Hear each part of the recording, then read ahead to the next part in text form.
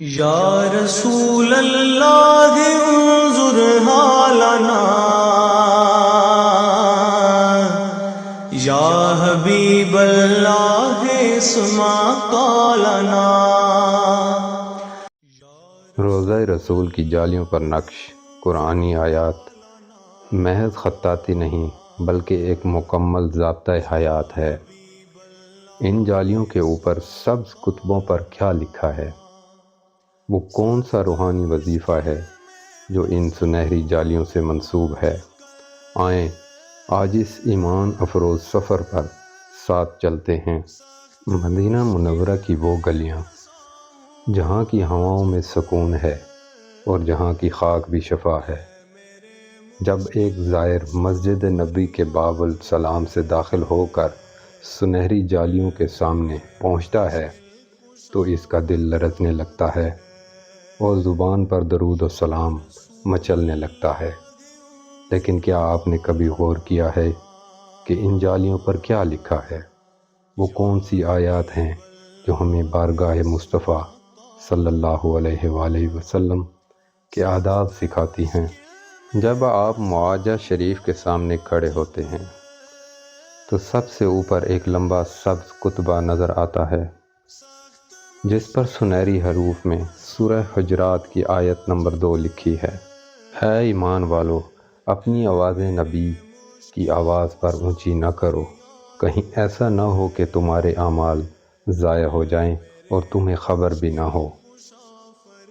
یہ اللہ کا وہ قانون ہے جو ہمیں بتاتا ہے کہ یہاں نیکیوں کا ذخیرہ کام نہیں آتا، یہاں صرف ادب کام آتا ہے۔ صحابہ کرام اس آیت کے بعد حضور اکرم صلی اللہ علیہ وآلہ وسلم کی محفل میں اتنی آہستہ بولتے تھے کہ گویا ان کے سروں پر پرندے بیٹھے ہوں۔ یہ آیت ہمیں خبردار کرتی ہے کہ بے ادبی نیکیوں کو ایسے کھا جاتی ہے جیسے آگ لکڑی کو۔ اس سبز کتبے کے ٹھیک نیچے ایک اور سنہری پٹی ہے جس پر سورہ حجرات کی آیت نمبر 3 نقش ہے۔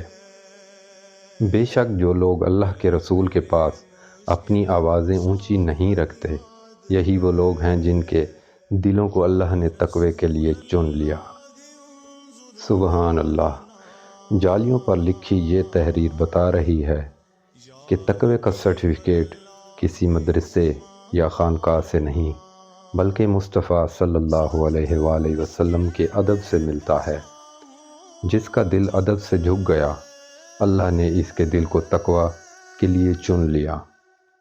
ان جالیوں کے پیچھے جہاں زائرین کی نظریں نہیں پہنچتی، وہاں دیواروں پر یہ سبز ریشمی غلاف آویزاں ہے جس پر چاندی کی تاروں سے لکھا ہے لا الہ الا اللہ محمد رسول اللہ۔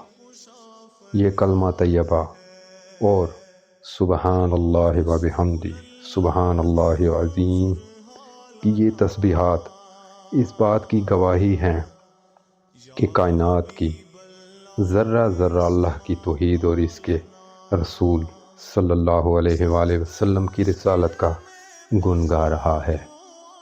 اگر آپ چاہتے ہیں کہ آپ کے دل میں بھی تقوی کی شمع روشن ہو اور اللہ آپ کو گناہوں سے دور نصیب فرمائے تو ان آیات کا یہ وظیفہ اپنی زندگی کا حصہ بنا لیں۔ روزانہ کسی بھی نماز کے بعد 3 بار درود ابراہیمی پڑھیں۔ جالیوں پر لکھی یہ آیات 7 مرتبہ تلاوت کریں اور ایک تسبیح سبحان اللہ و بحمدہ سبحان اللہ العظیم اور آخر میں 3 بار درود ابراہیمی پڑھ کر اپنے سینے اور اپنے اہل و عیال پر دم کر دیں۔ حدیث مبارکہ کے مطابق جو شخص یہ تسبیح پڑھتا ہے اس کے گناہ معاف کر دیے جاتے ہیں، چاہے وہ سمندر کی جاگ کے برابر کیوں نہ ہوں۔ انشاءاللہ اس کی برکت سے آپ کے اخلاق سنور جائیں گے اور اللہ آپ کی مغفرت فرما کر آپ کو اجر عظیم سے نوازے گا۔ اسمع قولنا۔